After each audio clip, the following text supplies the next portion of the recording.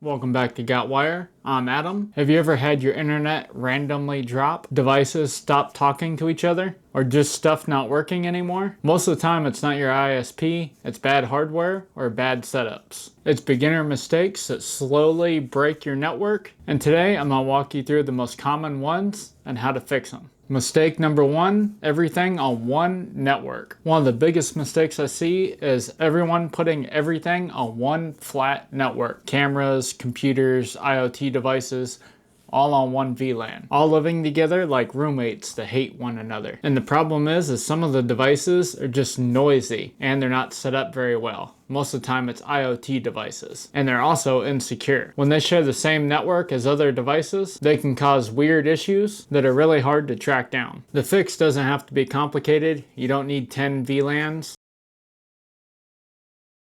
Just separating your main devices from your IoT devices can be a major improvement. And IoT stands for Internet of Things. Mistake number two, multiple devices doing DNS or DHCP. This one causes a lot of random problems. People stack gear, ISP modem, router, mesh system, firewall, and now multiple devices think they're the one in charge of handing out IP addresses or DNS. That leads to devices randomly dropping off, no internet messages, things working 1 minute and then not the next. The rule I follow is one device doing DHCP and one device does my DNS. And at my house, I use pfSense for both of those. Once you make sure you only have one DHCP server and one DNS server, most of your problems go away after that. Mistake number three, exposing ports to the internet. This one is dangerous and common. People want remote access, so they open ports and then just leave them open. And now you have services exposed to the entire internet, no protection, no monitoring, and no idea who's knocking on the door.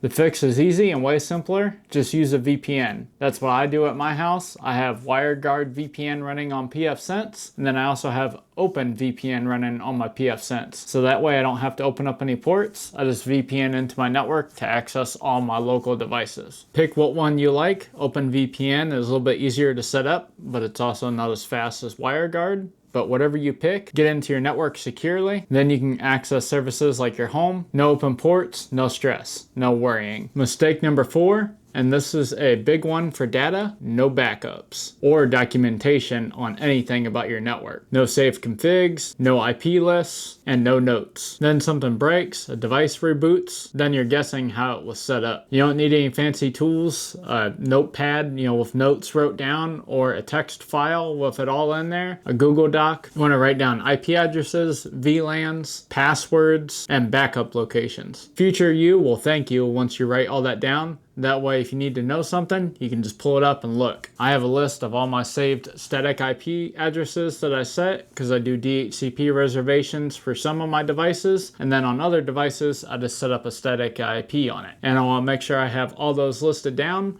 So if I add another device, I want to make sure I don't assign it an IP address of another device on my network and cause an IP conflict where you have two devices that have the same IP. Mistake number five, and I'm guilty of this, overcomplicating too early. This one hurts because I've done it. People jump straight into VPNs, firewall rules, VLANs, and advanced routing before they understand the basics. Now nothing works and they don't know why. My advice, start simple, get a stable network first. Add features one at a time, that way if something breaks, you know exactly what caused it and it's easy to revert back. So all in all, a good home network doesn't have to be fancy. It just needs to be stable, secure, and understandable. If you're just starting out, avoid these mistakes and you'll save yourself hours of frustration. Ask me how I know.